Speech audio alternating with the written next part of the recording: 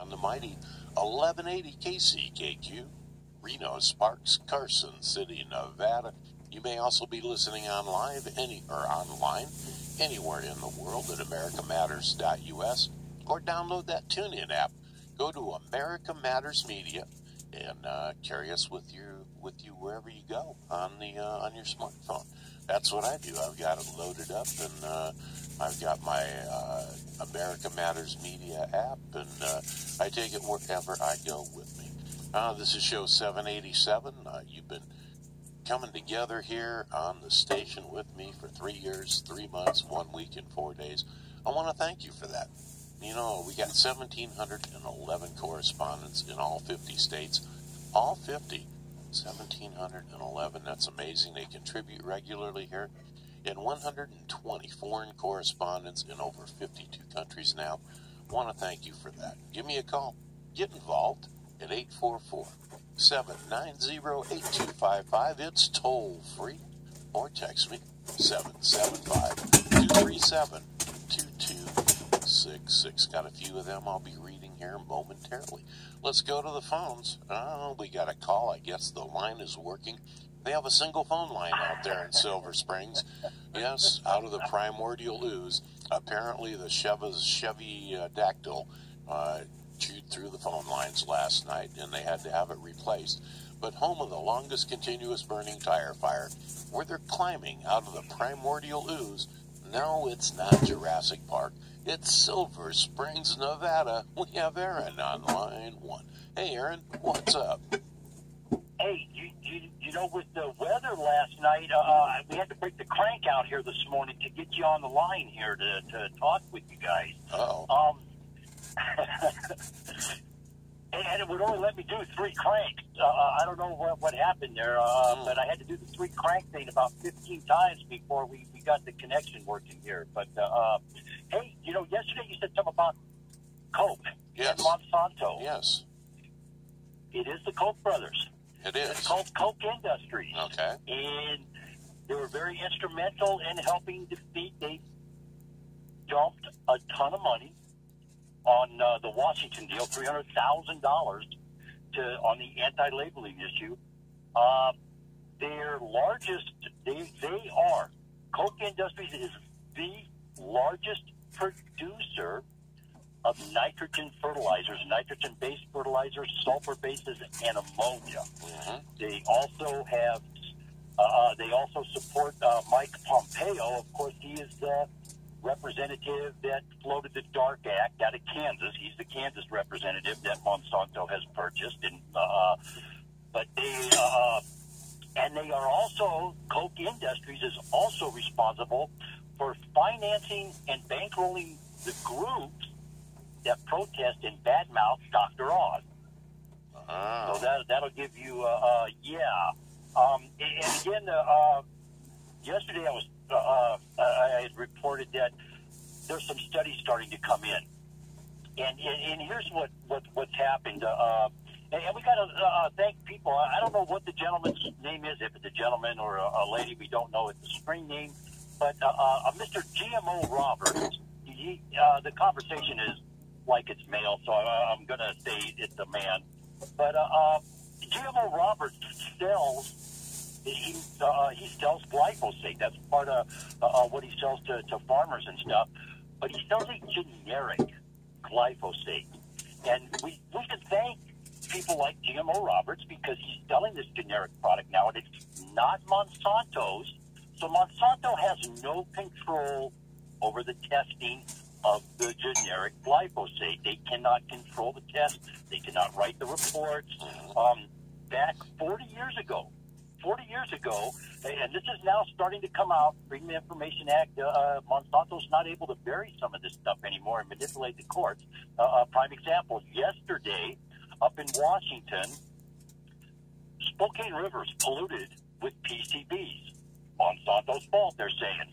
Monsanto says, I'm sorry, too much time has passed for us to be liable for containment, cleanup, et cetera, et cetera. The judge said, no, it hasn't. Monsanto lost their argument yesterday on the Spokane River, which is huge. That tells me this was a judge that they couldn't buy, is what it tells me, which is a credit to the court up there in Spokane in the federal district. But it's coming out now that 40 years ago, when we were doing the glyphosate test, and people that have followed my blog know Monsanto New Database Exposed discusses emails about this glyphosate and how they were going to get around regulation and stuff because they had their guy at the FDA and the USDA and stuff. But it's appearing now that when they were doing the original testing on glyphosate, that they interjected somewhere between 3 and 11 unrelated study materials to manipulate the data on glyphosate. Ladies and gentlemen, keep in mind that this is a company, corporation, whatever you, this is a company that put DDT in our ecosystem and almost wiped out the bald eagles. This is a company that has put poison in our food supply since 1901. This is a company that did Agent Orange, PCBs, and this list goes on and on and on. What these people, what this company has done, I mean, they've ruined towns in Alabama. It's just a path of destruction, kind of like Hillary Clinton. What about Love when you Canal? deal with them. Well, okay, now you got a little Love Canal. Oh God, okay. Love Canal. Let's do a little tracing here. I'm going to give you an assignment. I have no idea how this is going to turn out. Do some research in to see who the Koch brothers are supporting in this election and in the last elections for Senate and House of Representatives. I think you will be surprised. What? They have been they have been on the Republican side of things with their support usually. I do know that. I don't know who they are supporting right now, but I know for the most part they've kind of been on the Republican side of things. Well, just look and see where their money's gone. You've said this repeatedly. Follow the money, follow the money. Follow the money from the Koch brothers. Follow the money from Monsanto and see where they go and which candidates that they're propping up and making their puppets. And that'll tell you what you need to know. And I can say this with absolute surety. It's not Hillary Clinton. Well, Monsanto supports Hillary Clinton. They paid her a lot of money to speak.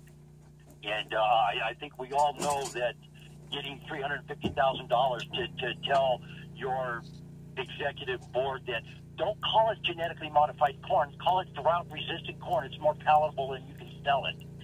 That $350,000 was not to say that. It was for access.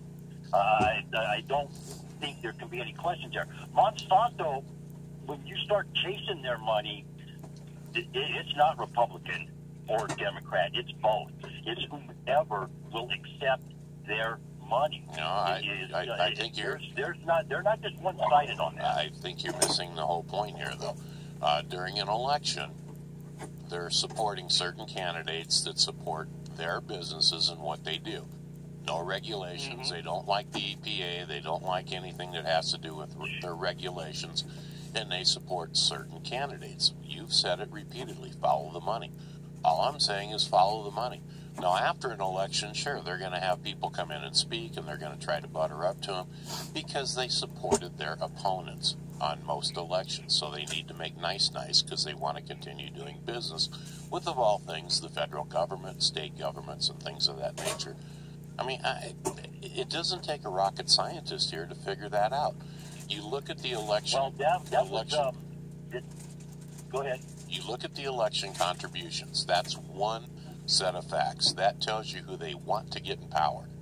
Now, once the election's over, you know, they're going to do other things to try to make nice with people that they did not support, to try to mend fences, which they have to do. And even, you know, even big business, that you understand that they're going to give some money to this guy and a lot of money to the other guy because they want the other guy to win, but they don't want to feel shut out, or they don't want the other guy to feel like they're not supporting him, so they'll do that.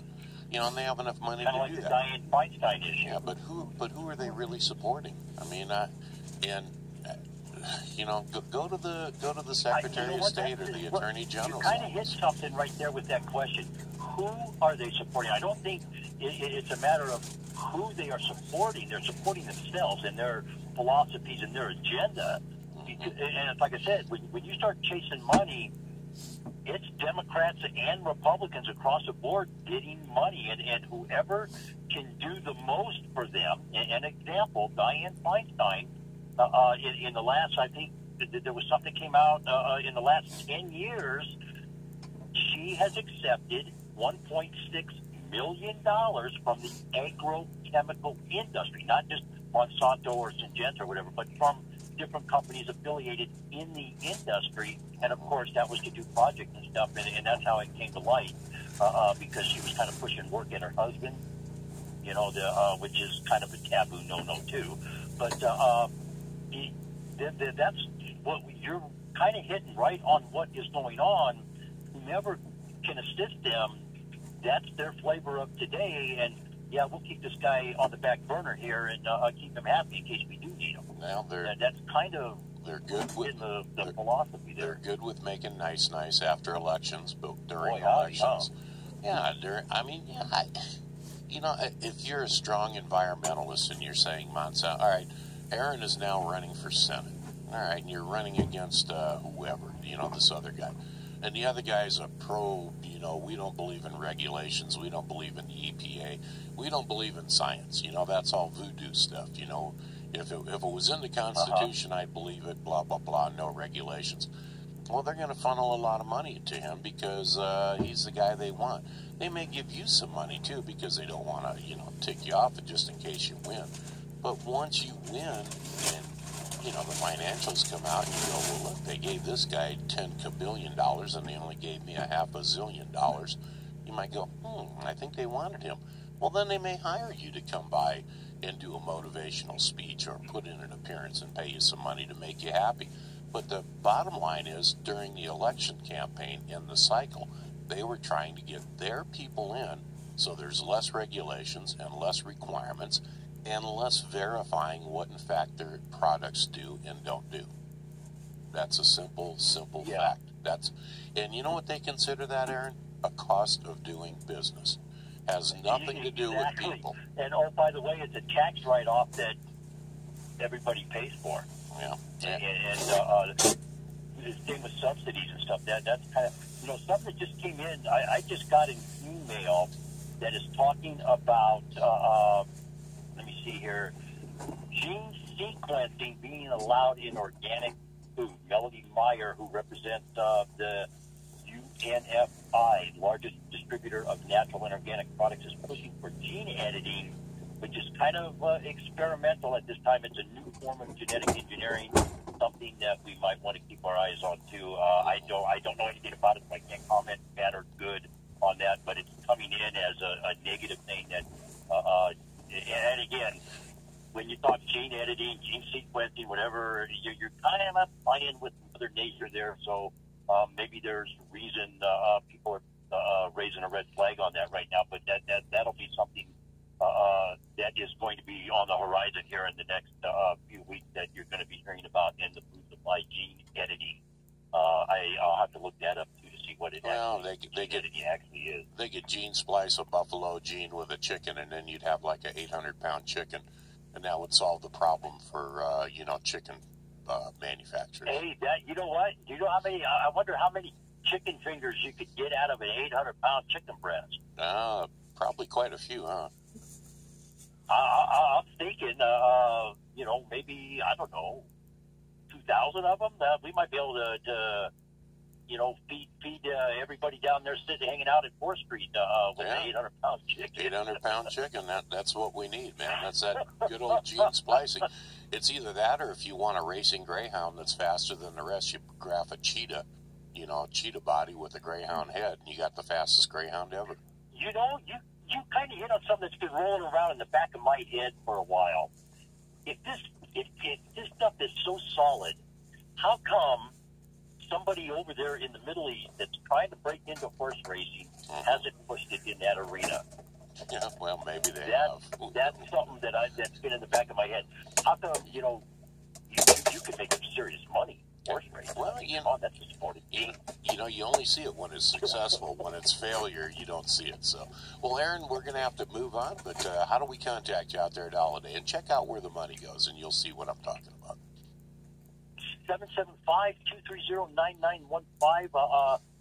interesting new developments over in the property preservation industry, ladies and gentlemen. Get over to foreclosurepedia.org. It's pretty intense.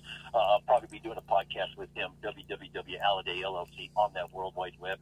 Got rain, so it's going to be a great day. We got water, man. Let's all have a good time. Let's all be safe out there. All righty, that's Aaron from out in the primordial Silver Springs, Nevada. Let's go from there, too. There's a holdup in the Bronx. Brooklyn's broken out in fights. There's a traffic jam in Harlem that's backed up to Jackson Heights. There's a scout troop shortage. Hey there, ladies and gentlemen. Getting ready to go talk to Paul Williams over at foreclosurepedia.org.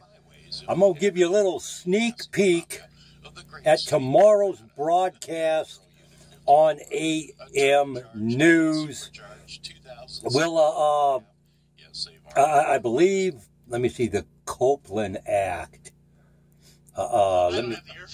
Let's see here. Give me 30 seconds, folks. 30 seconds. There we go.